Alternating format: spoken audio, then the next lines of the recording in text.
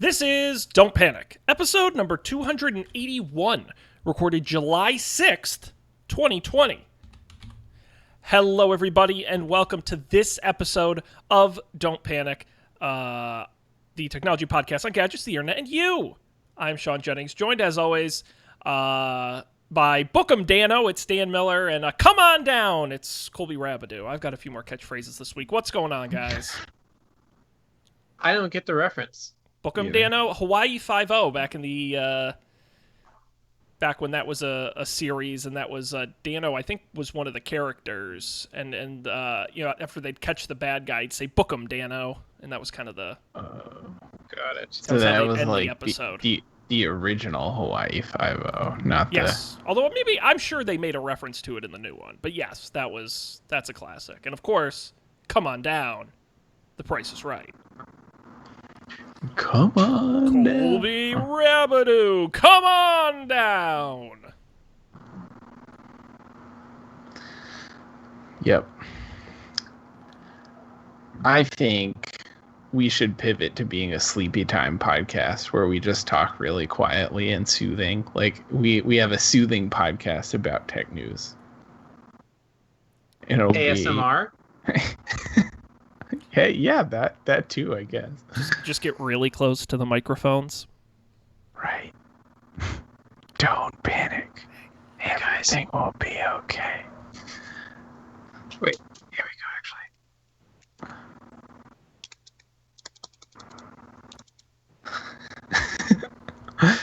actually. the just as clickies, awkward. Actually.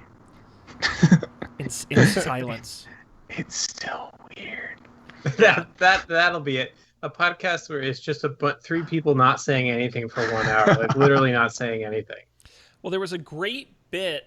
I still don't know how they did it, but there was a podcast I'd listened to where, it's not worth me telling the story because it's too complex, but there was a podcast that did a 10-hour episode to celebrate their 10-year anniversary.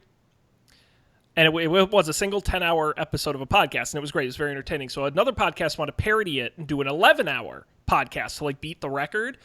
But their joke was in the first 2 minutes, they're like, all right, yeah, they get tired. And then it's literally 11 hours of them snoring and mumbling in their sleep. And I don't know if they looped it or if they actually recorded 11 hours of it. They did a really good job. I couldn't tell, but I said, okay. Turns out there's an audience for that, I guess. I like it. So that's always an option. Nice. Honestly, doing this at 10 p.m., I'm much more subdued than I am over on Up for Debate, I will say. When do you record that? Depending on when Matt shows up, usually about 8 o'clock. Oh. I've got a little more energy then, sometimes 7:30, but I'm usually much more shouty and animated. So this is the nighttime sleepy edition. Right. Yeah. Now, did you guys? We just survived another 4th of July.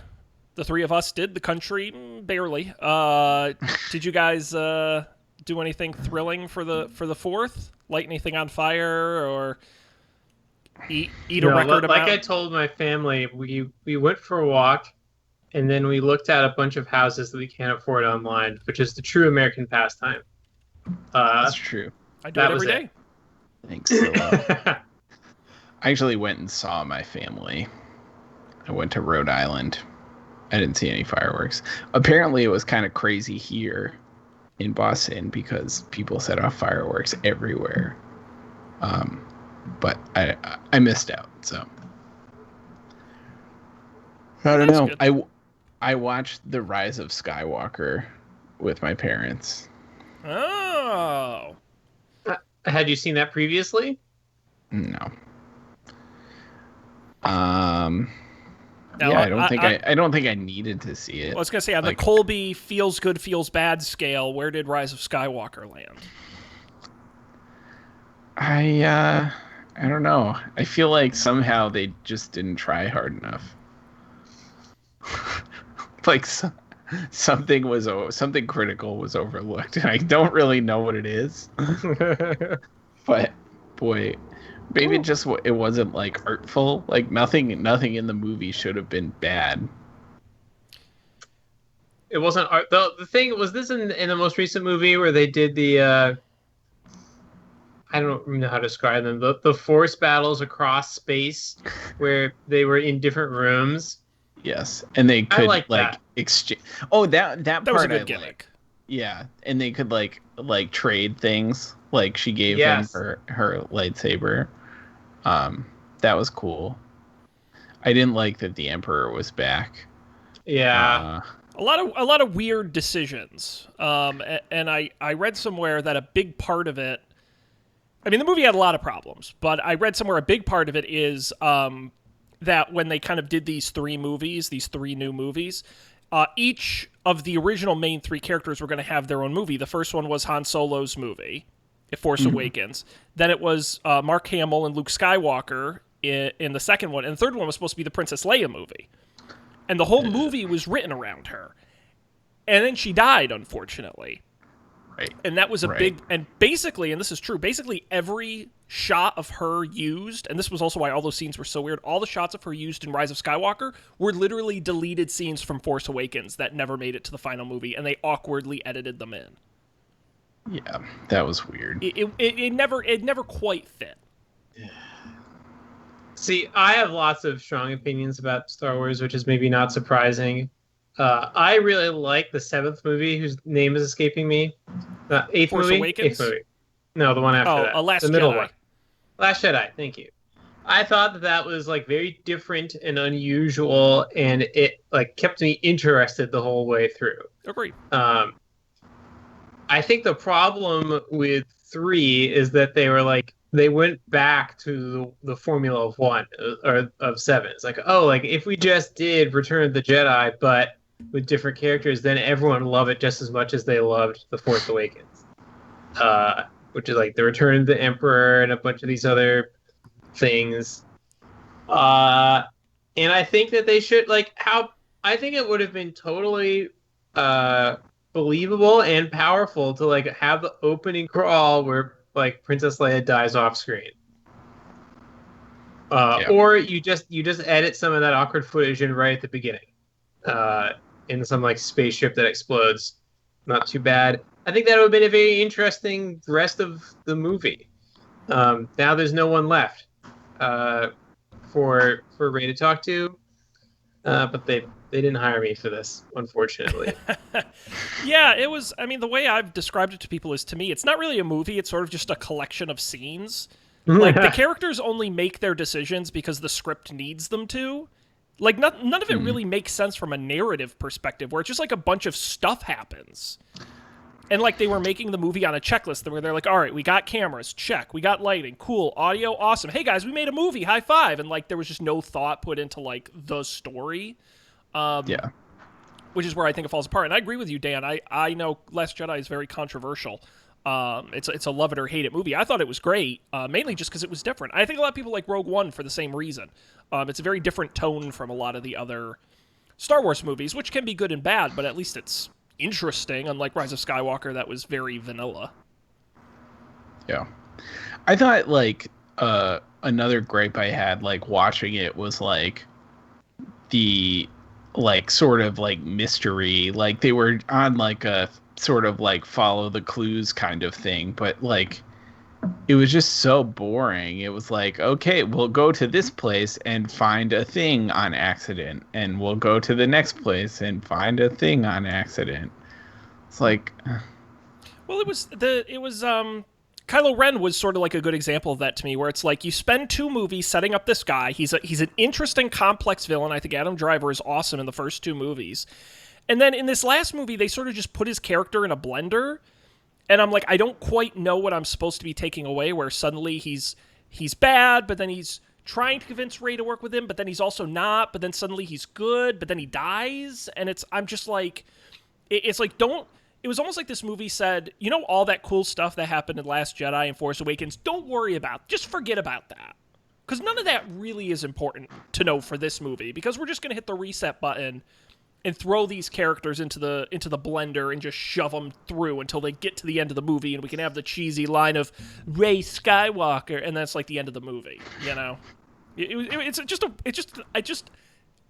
not bad, it's just barely a movie. Yeah, things happened.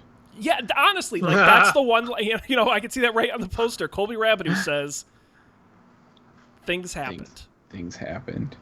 Yeah. I don't know. It was just okay, I guess. Which is everything I'd been led to believe. Like I my expectations were appropriately set for what happened. Yep. Yeah. Well, I don't know. well, there were a lot of Star Destroyers at the end. They got destroyed. Yeah, there was also a weird thing where it's like, where did those come from? And why is Right, this and suddenly a thing? Like, where did they get all the people to put on those?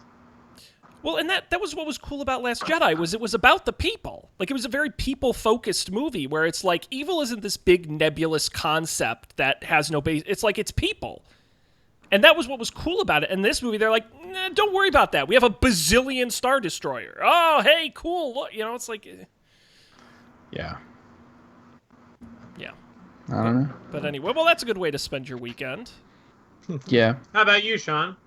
My weekend was miserable. I was in lockdown because I was tested for coronavirus on Thursday, but did not get the results until Sunday. So I couldn't leave the house. What were the results? As usual, I failed, which is good in this case. But no, I don't have coronavirus. I found out on Wednesday that someone at the Father's Day party I had been to about 9 days earlier did test positive, asymptomatic, tested positive. And so I had to track down a coronavirus test and get tested, and it was a whole thing. What was that situation? How does that work? Did you get the nose swab? I did. So it's so funny too, because it's obviously other people are at the party, and I talked to them about, and they all got tested. But it's different where you live. Like town to town, it's different. In the particular area where I live, it requires a doctor's referral, which in other places it doesn't. So I had to, of course, my doctor is impossible to get a hold of because they're barely a doctor. So I called urgent care clinic. They did a virtual... Is it Dr. Leos Bachemin? No, like you joke, but like the building that has my doctor and other doctors in it has just been like straight up closed. Like they just aren't, I don't know where they are. They're just not there anymore. Nice. So my doctor vanished. So I called urgent care and did a virtual visit where I said I have no symptoms, but I still need to be tested. And they said, we agree. And they're still going to bill me for it. So that's awesome. And then they called. How much does a coronavirus test go for these days? And again, that's another funny thing. I read an article online of like two people who got tested at the same hospital on the same day. And one person, it was like $100. The other person was like $2,000. So who knows? Could be free. I don't know. Wow. I mean, it's one of those things you can't not do it. Yeah.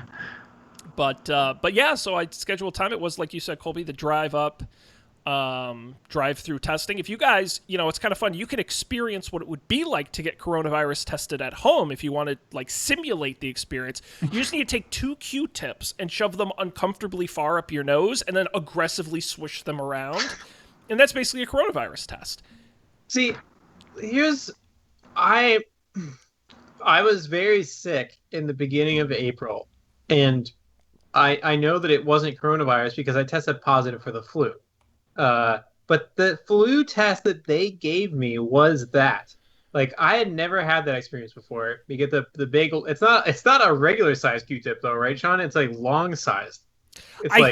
I think they've shifted away. I think the tests have gotten better where they don't. Mine wasn't. I mean, it went up far, but it wasn't like, I know what you're talking about, and it wasn't the crazy long ones. That was what I had for just a regular flu test. But maybe people don't my theory is that they wouldn't have normally tested people for the flu, except they were very nervous. Like, oh, is this Dan Miller guy patient 0 for this thing? So I didn't even know there were such things as flu tests. Yeah. And then I learned, because then I was like, well, maybe I had both. Like, maybe the reason why I was even though I had a flu shot, maybe the reason why I was so miserable because I somehow both had the flu and coronavirus. And then I learned that that's never been documented to have ever happened with any 2 viruses ever. There's only room for one virus in this here town, apparently. So, okay, so wait, so you go to the doctor. Yeah. You virtually go to the doctor. They virtually say, yeah, you're good to go. So you get this virtual note. I'm guessing it was just an email. Yeah, they were like, "Oh, we'll call you."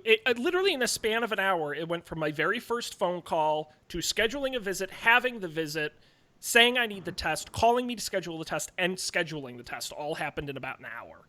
All right, so then you get the test scheduled. Is that for like the next day? Yeah, they were out of slots, so I had to go first thing in the morning the next day, drive to a And you do location that. about 20 minutes away.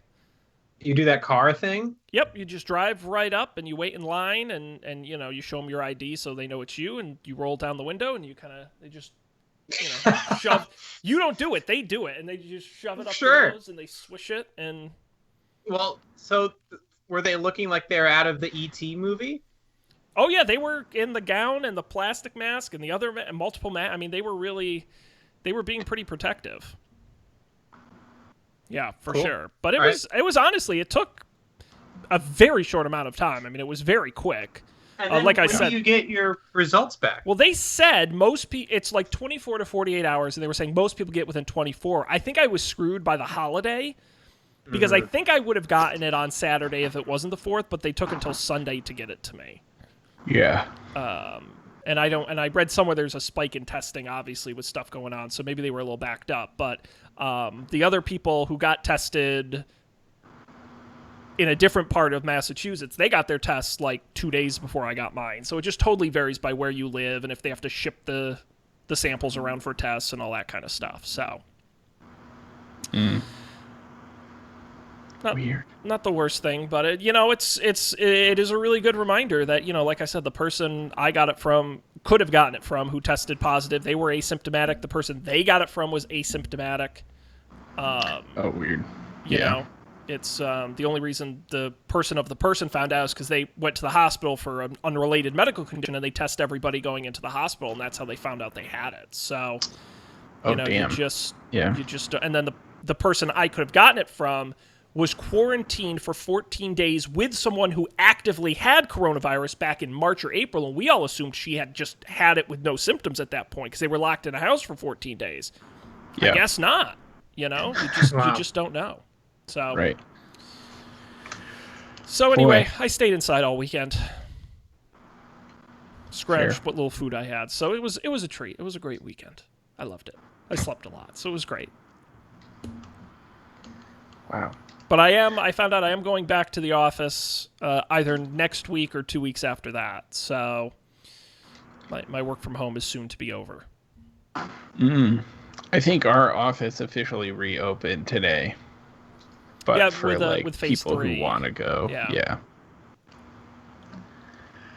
Not me. Sorry. Yeah, it's my company was like that where they're like, we're going to do half the people 1 week and half the people 2 weeks later, and they're like, and you can just choose. You can come back now or come back in 2 weeks. And I'm like, does it matter? Who cares? I don't know. What's the difference? Been home for too long. Yeah, that's true. Anything else of note, gentlemen? I know you guys would like to talk about Joey Chestnut's record-setting weekend. Yeah, I heard that the hot dog eating contest went on. The show must go on. It did. The first time it was held indoors without fans, Joey Chestnut broke his own world record by eating 75 hot dogs in 10 minutes. Also, how many hot dogs is that a second? Well, I was literally about to try and do the math in my head, and I'm like, I think we have calculator. Does Windows have a calculator? There you go. There's the calculator. Yeah. So 10 minutes is 600 seconds. So divided by 75. That's one hot dog every 8 seconds. Wow. Or it's 8 hot dogs every second. That can't be right. So I think it's the other way around. Okay. Yes, one hot dog every 8 seconds. I mean, have you guys ever been to like a competitive eating competition? No, not like a professional one. Which one's it to? Cole's going like underground Fight Club style. No, I mean, I've been at things where, there was like a pie eating contest or something, but it was not like just pure amateurs. Yeah. Because it actually happens here at the Big E in town, which you guys have been to. The world cheeseburger contest, and saw Joey Chestnut compete. He was there. He won it, blew everyone else out of the water. One of the most let me be clear. The most disgusting thing I've ever seen in my entire life. It was immensely upsetting to see. I almost had to turn away. It was so gross, so gross, and it is worse in person. I will say, because I've watched this on TV before, like the hot dog and other things like that, and the camera sort of helps a little bit. But when you just see them they're just all wet from like the sweat and the water from dipping the stuff in the, and it's just awful. It's so unpleasant. Yeah. So do competitive eaters just get to do they do this year round? They do like exhibitions and stuff? Is there like a competitive eating circuit? Like how deep does this go? Oh, well, Dan, first of all, I'd like to direct you on Up for Debate. We did a whole episode all about competitive eating. One of my favorite episodes we've ever done. And there is a league. Is it Major League Eating? Oh, that's perfect. I hope that's what it is. Yes, it is Major League Eating, or which is MLE, or it is they have another acronym where it is the IFOCE, which is the International Federation of Competitive Eating, and they officially sanction these contests. And we talked on the Up for Debate program about all the different competitive eating events, some of which will absolutely surprise you. Including, right, check that out. As I just quickly scroll through here, the world famous Chase's Pork Roll Eating Championship. Folks in New Jersey know pork roll well. But the Pizza Eating Champion and the Bratwurst. I mean, there's every kind of Rib Fest, and the list goes on. So they're all officially sanctioned, and you got to compete, and they actually rank all of the competitive eaters in the world, sort of like any other legitimate sport. Wow. So that's so interesting. Rankings. Yeah, it's a whole, and they have all the. This is what we did in the episode, but just look through all the records of like who's eaten the most butter. Would you like to know what the world record butter eating is? How much butter could you eat in 5 minutes? How is it measured? In quarter-pound sticks. Quarter-pound sticks. Yes. Is that like a normal stick? I don't think of butter as measured in pounds. No. Quarter-pound sticks are much bigger. Those are serious. Okay. And quarter-pound God. In what period of time? What's the 5 time minutes. 6? It's 7 quarter-pound sticks. So almost 2 pounds of butter in 5 minutes. Jesus. I'm going to give you just one more because we could do this all night. This is just, I love this kind of stuff. What do you think of the world record mayonnaise eating competition in 8 minutes? How much mayonnaise could you eat in 8 minutes? In ounces. Oh. In 8 minutes. In 8 minutes. See, this is the thing. It's not about how much you eat. It's about how much you can eat in the time allotted.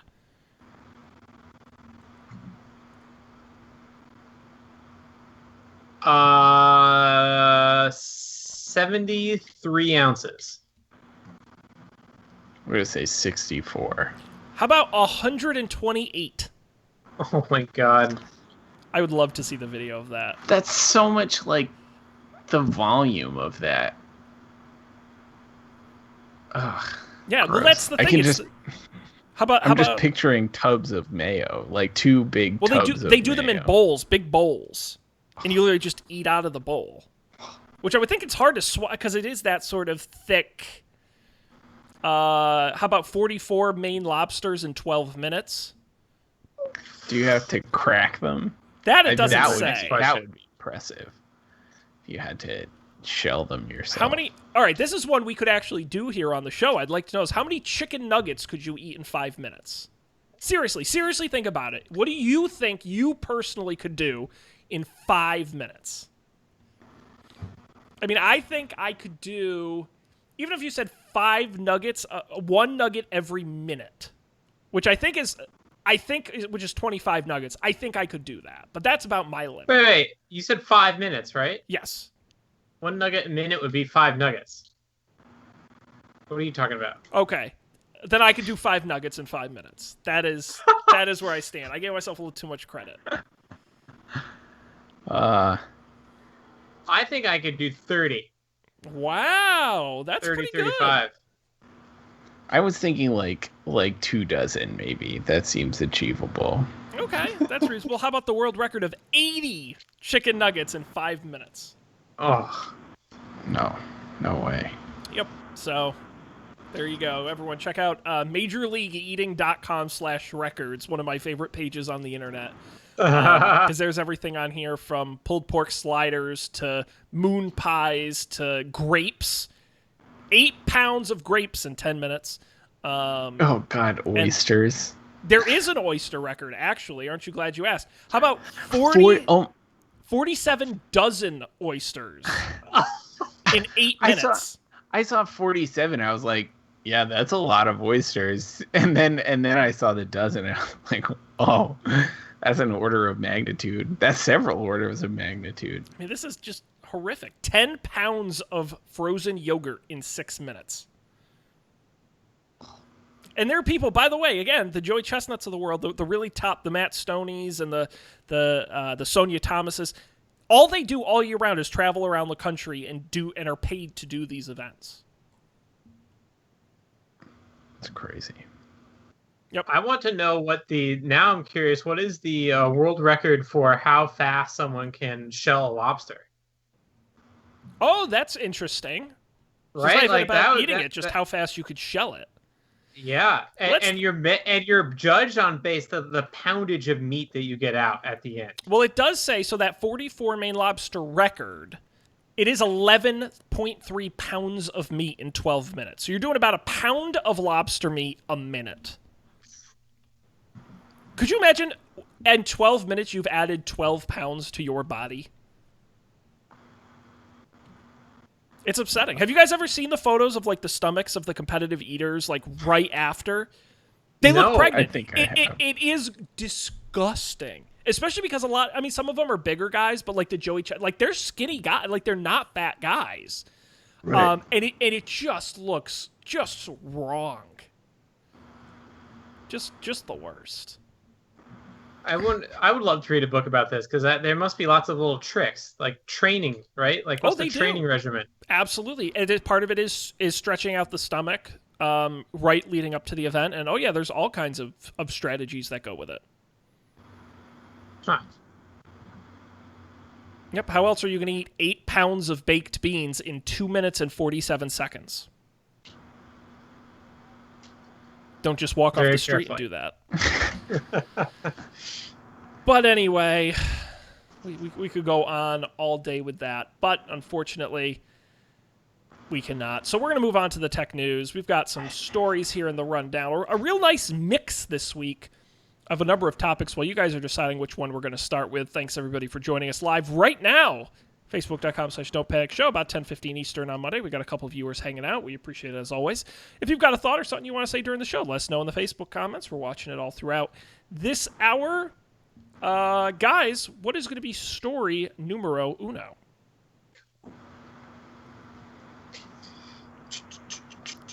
Don't all jump at once. It's not like we've done this before. We can keep talking about competitive eating. That's fine. I got all night. Let's talk about Apple canceling some arcade games because I don't know anything about that. Yeah, interesting. Are you guys still subscribers to Apple Arcade? I just canceled it because I don't play as many games now that I'm not commuting.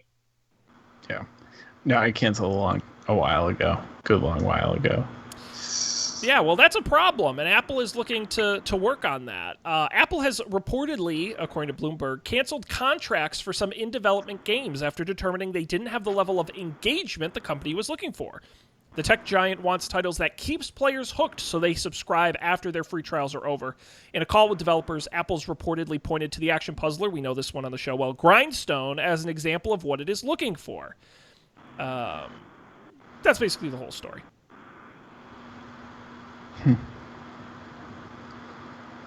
Interesting. I guess it makes sense, right? Well, that's the issue with a subscription gaming service is once you're done playing the game, you cancel it. So I don't think that's surprising. Yep. But I would say they haven't really had a massive hit out of the arcade program, have they really? They had that like Cyanor Wild Hearts thing. People like gamers were kind of jazzed about. Now that's on other platforms. Mm-hmm. No, I don't. I don't. It hasn't been huge. They've been good games. Right. I would agree. I mean, they're quality And games. and I used it. I did use it every week when I commuted because there's always like one Apple Arcade game I was playing at least on the subway. But no time for these phone games now. When I'm sitting at home, I can play any game I want. But that's the other question is it's like on your phone, what is the longest game you've somewhat continuously played? For me, it stretches like maybe 2 months or 3 months. I mean, it's not like I've been playing the same game for years. Oh, Yeah. easy. I play so many games for years, but the longest one is definitely threes. Yeah, Really? that's Yeah. I've got a few like that. That's true. But then again, would you I feel pay like, $5 a month for that? Just for threes. No, maybe though. God, imagine if that had been out in 2012 and I had to be paying. You know what? I'm gonna re-download that. I forgot how fun 3 was. Threes is great. That is a really good game. Yeah, I should show you Lena's stats screen. You get stats in threes now. I think I introduced her to threes, so she's been playing it for less than a year. I think she's played the game several thousand times. It's Damn. Yeah. I think It's addicting. Yeah. I feel like Alto's Adventure is the only one that I played it for a long time and then I stopped and then I started playing it again and I played it for a while more. I haven't played it recently, or maybe did they come out with a new one? Maybe that's what happened. They came out with a new one. Alto's Odyssey. Yes, I played the new one. I take it back. Yeah, I mean, I'm just thinking of there was I wish I remembered the name of it. There was a really great Apple Arcade game I played, but it was a narrative game, and it sort of had 13 chapters. And when you're done with the story, you're done with the game. And then I played all the way through it, and then I deleted it. And to me, Apple Arcade makes sense if they get like the Candy Crushes of the world on board and say, hey, look, we know everyone already loves this game, and so in exchange for no in-app purchases and coins and all that kind of bullshit, you'll get the game through Apple Arcade. I think that makes sense. I think it's always going to be hard to create new games from scratch and get them to pop, and get people to commit to them for a long period of time. Yeah. That's true. So, Yeah. there you go. 3 techie guys like us already canceled our subscriptions. I don't know what that means, but I wouldn't say it's great. Okay.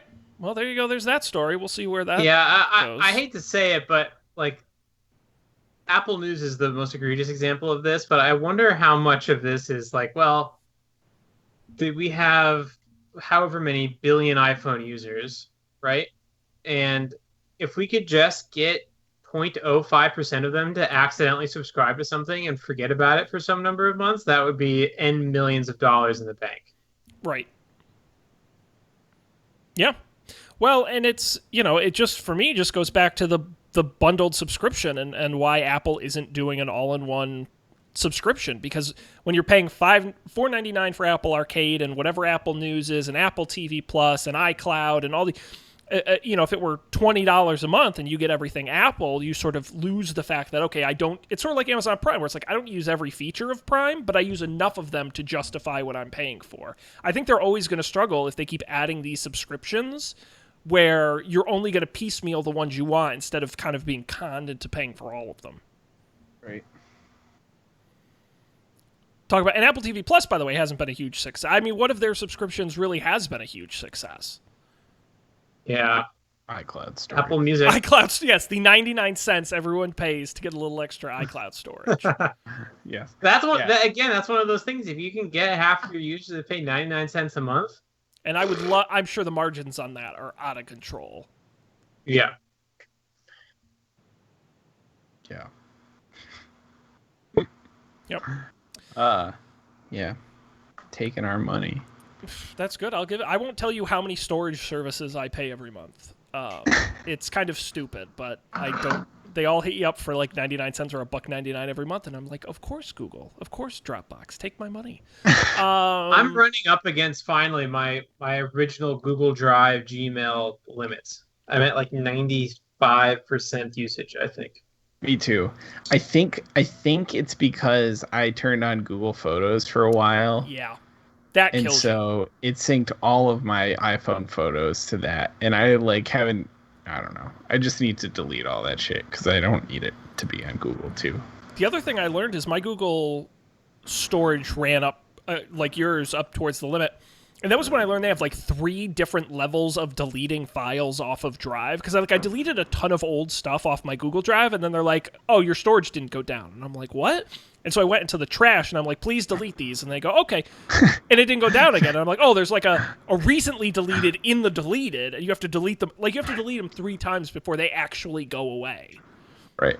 Upgrade to Google Storage Premium to delete your files. Exactly. Honestly, I'm surprised they weren't like, for 99 cents, we'll archive these files in case you ever, in case you ever need them again. Right. Hilarious. Very silly. Alrighty, what else in here is good? We got more expensive video games. We've got in-car purchases. Uber Not and more Postmates. expensive video games. More Come expensive on. video, $70. It's been a while. We've talked in the show before about PS5, Xbox Series X coming soon, the next gen consoles.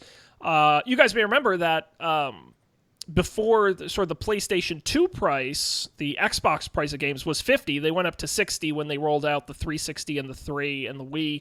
Now that we're on to the next generation, it's begun to be indicated that games will be $69.99. The first one that's sort of already been priced is NBA 2K21. It will be $69.99 for the next generation of versions. One of the other things that they're doing for 2K21 is a bunch of different packages. The current gen version will be $60. The next gen version will be $70. They'll also sell a $99.99 Mamba Forever Edition, which includes cross-generation copies, sort of like when they used to do the Blu-ray DVD bundles.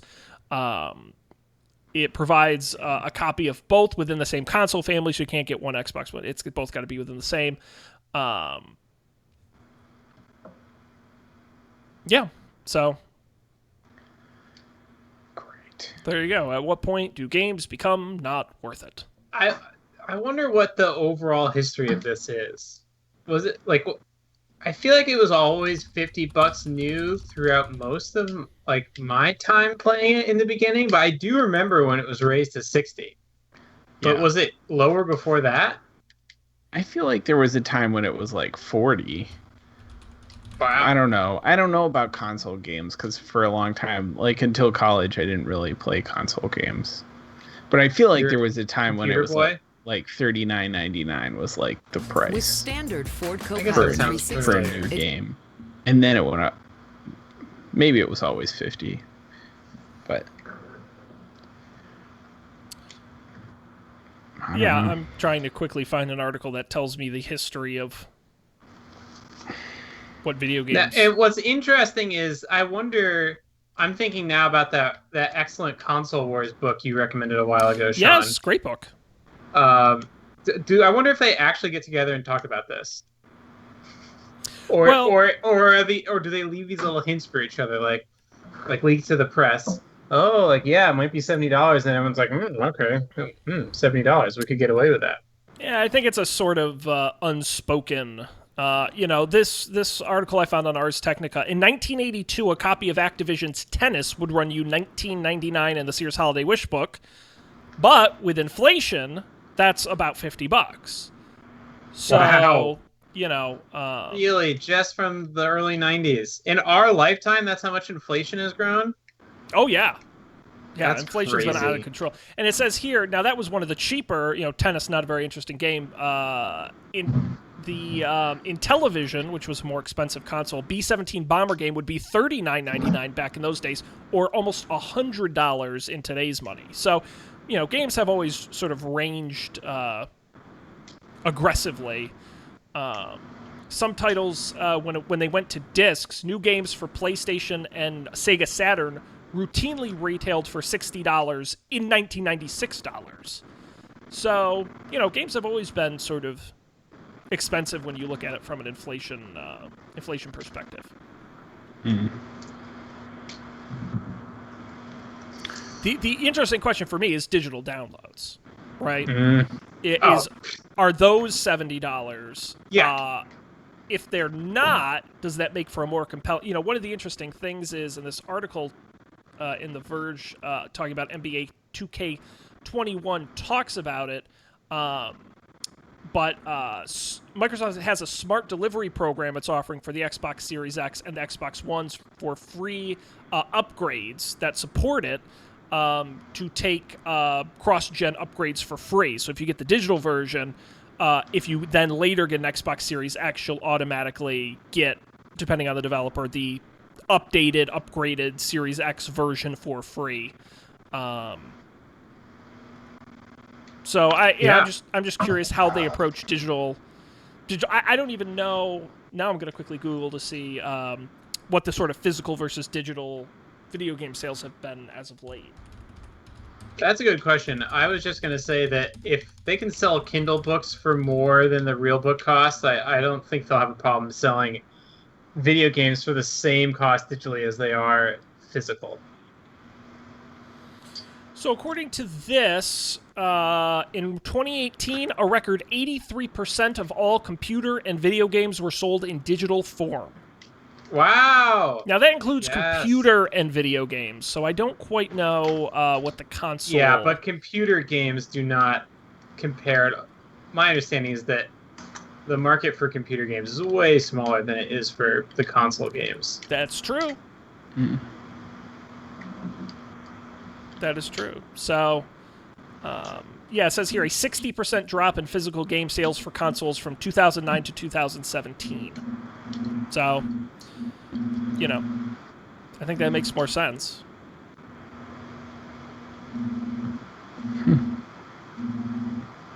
Crazy. Yep. So, Crazy. have you guys seen any of the 2K21 trailers using the next generation consoles? It looks annoyingly realistic. No, I haven't. I've never played any sports games really on a video game sports games. Only one, Tony Hawk Pro Skater. That's it. Yeah, great game. Great game. They still make those? Well, they're remastering the first two that they ever did for a PC for Steam, I believe, which I may actually get because those are fun. Classics. Yeah. No, the issue is I've played Madden somewhat recently in the last couple of years, and it's just gotten so technical.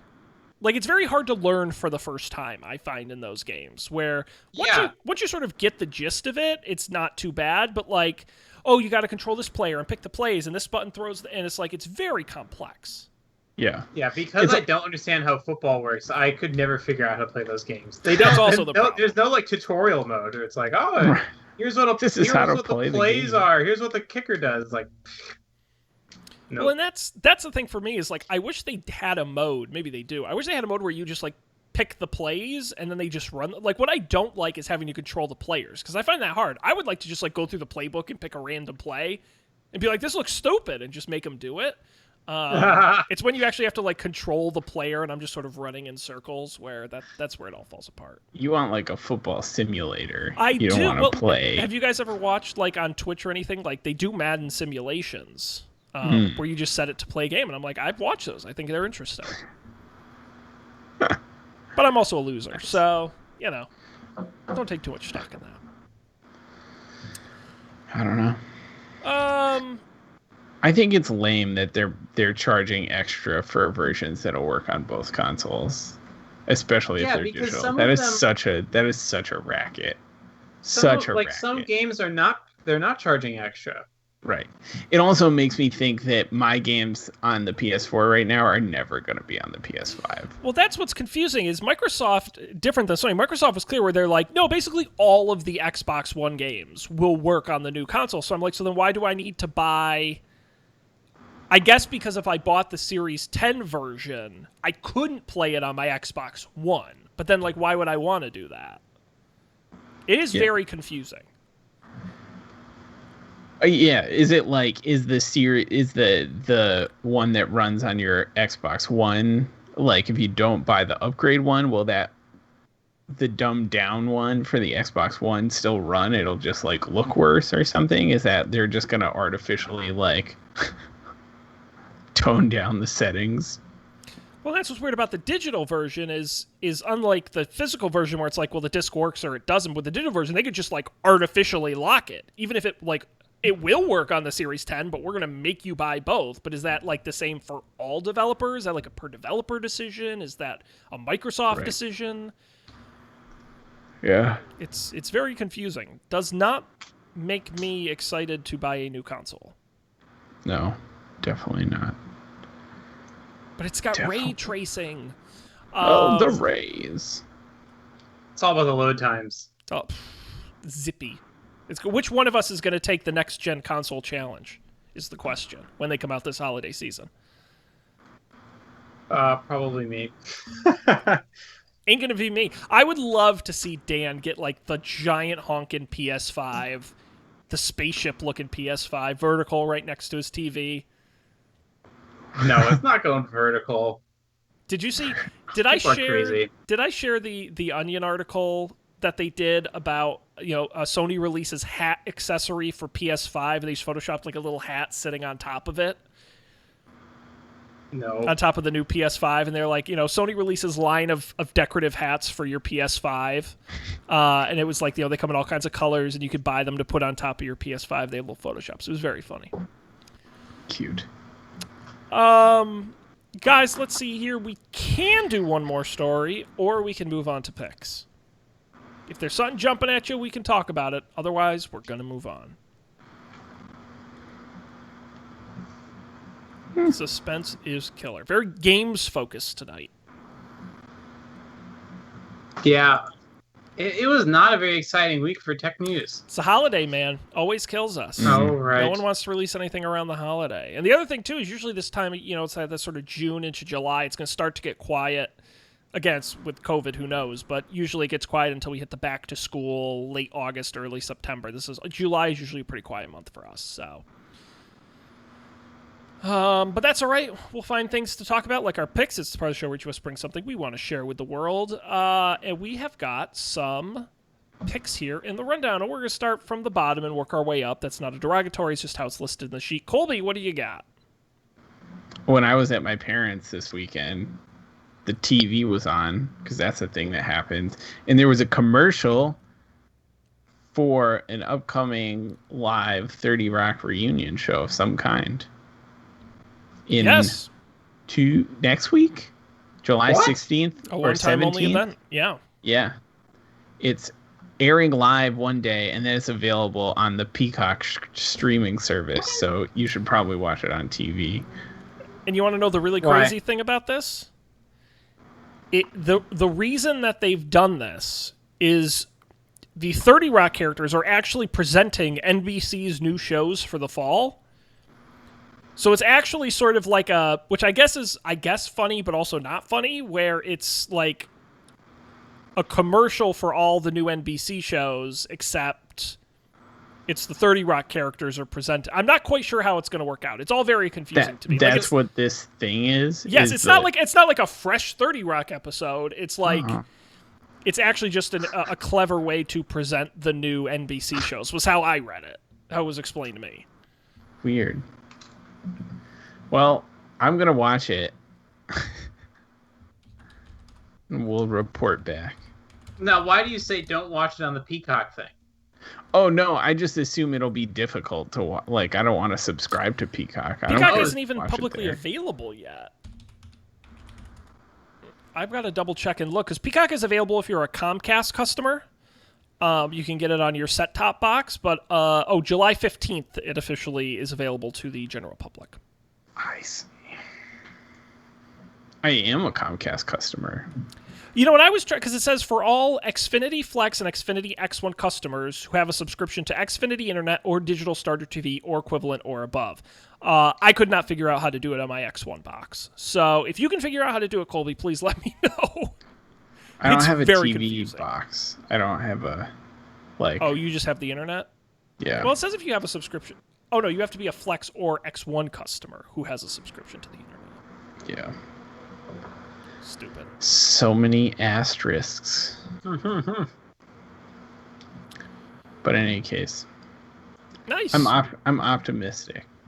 No, it's an interesting pick for sure. Check that out. Colby will report back on what he thinks. Dan, what about you? So a long time ago, a couple of months ago, I remember reading that NVIDIA, the people who make video cards, had released a piece of software that uses artificial intelligence and machine learning to do noise suppression in the background. You're supposed to only have an RTX video card to do this with, but if you do some like text file editing and stuff, which are linked in the show notes, then you can just run it without having to have a super new video card. It seems like I've seen people saying that up to 5 years ago they were able to run it like a 5-year-old video card. But I've been using it all show, and I'm running an air conditioner in here, and Sean and Colby claim that they can't really hear it. Well, is it on right now? Yeah. Oh, because I can hear it. Or no, you can hear the air conditioner? Colby, can you mute your mic for a second? I have fans on. Oh, okay. Maybe I'm hearing your... Yeah, okay, that's better. Okay, I couldn't tell where it was coming from. For a second, I thought it was... Okay. So now if I turn it off... Yeah, there you go. Yeah, so it actually works, which is pretty cool. Now I don't know how to turn it off. Oh, there we go. It does make it. No, it does legitimately make a difference. It's a nice little trick. Yeah, so only on Windows, by the way, as far as I know, which is fun. Yeah, Windows. Finally, something for us. I don't have an NVIDIA graphics card anyway, so. Good. Oh, here's another thing. I don't understand how this works, but I can't hear Colby's fan because you can also apply the noise filtering on output. So I have Skype set up to filter out the noise from you folks also. Oh, that's... See, now that would be super helpful for me in recording this program. Because I can filter it out on my end. And Dan, what if you had it on your end and I had it on my end? You would sound amazing. Yeah, now I can kind of hear it. But... yeah. Huh. I'm not going to screw around with that. We'll have a link to that on the website if people want to check it out and try it for yourself. It's a little work involved, but it definitely seems worth it. Sounds great. For my pick this week, it's a website I use like once or twice a year, but it's the best website for it. It's SCOTUS blog. Now I know you guys aren't super politically focused, but I get excited for this time of year. I know some things. There have been a lot of, I don't understand why, but recently there have been a lot of Supreme Court decisions. There have. It's that time of year where the term sort of loops around and they start to come out with all decisions that we've had. I don't know if it is a record or it feels like a record number of cases this year, and they're not done. They actually announced cases was it today? I can't even keep track. Yes, it was today. So they released 2 cases today. One on the faithless elector laws about the Electoral College was one of them. And they have more coming up. And the robocalls was today as well. They had a case on robocalls to cell phones. So how did that resolve? So I'm not a lawyer, but I guess there was a law put in place that said basically you can't robocall people. Then Congress passed a cutout of the law that said, actually, you can't robocall phones unless you're collecting on government debt, like student loans. The Supreme Court said it's illegal to exempt that cutout for the government loans. It's a free speech issue where you can't do it for one thing and not for everything. So the robocall law is still in place, but they basically just says you can't do that one piece of it. An interesting case nonetheless. Same with the faithless elector laws, where they basically said, unanimously actually, that if your state, the popular vote is for somebody, the person in the electoral college has to vote. You can make a law that says they have to vote for them. Kind of helps with these sort of rogue electors. So it's all very technical and very specific. I don't understand most of it, but scotusblog.com, filled with expert lawyers who all they do is study the Supreme Court. And one of my favorite things to do is on announcement day, they do a live blog when the opinions come out. Very knowledgeable, explain it in clear English. There are a lot of great cases, not great, interesting cases, still coming this term. And I think they said the next day is Wednesday, I think is the next day they're being released. So I recommend checking out SCOTUS blog. And they're great on Twitter. They're not real spammy. So they tweet a lot on release day, and then they do like 1 or 2 posts a day. It's really not bad, and they break it down. So check them out on Twitter as well. You will, yeah, you'll definitely learn. I mean, these guys are they're the real deal. There's no one better to follow the Supreme Court than those guys. So, and now the cat is scratching the chair. Don't scratch the chair. It's a fancy ass chair. Alrighty, guys. Anything else this evening?